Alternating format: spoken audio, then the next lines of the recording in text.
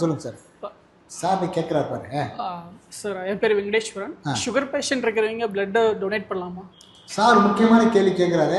ரத்த டிரான்ஸ்ஃபர், அதாவது ரத்த டொனேஷன் கொடுக்கலாமா, ரத்த தானம் பண்ணலாமா சர்க்கரை நோயாளிகள் கேட்குறாரு. ஸோ சர்க்கரை நோயாளிகள் யங்ஸ்டராக இருக்காருன்னு வச்சுக்கோங்க. அவர் வந்து வயசு கம்மி, 30 வயசாக இருக்குது.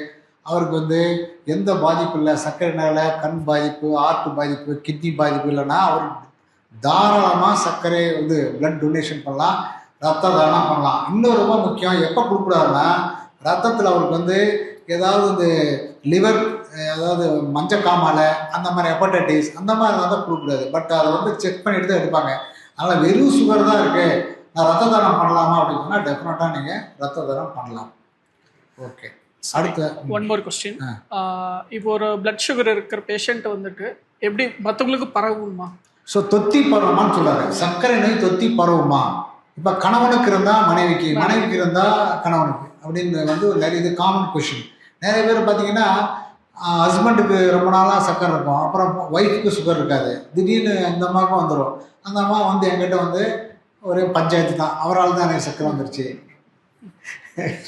சார் தயவு செஞ்சு சார், சர்க்கரை நோய் தொத்தி பரவாது. இது வந்து கொரோனா மாதிரியா சளி காய்ச்சல் மாதிரியா தொத்தி பரவாது. இது வந்து உங்களை ஆண்டவன் கொடுத்த பரிசு. அதனால் வந்து தொத்தி பரவாத சர்க்கரை. Thank you sir.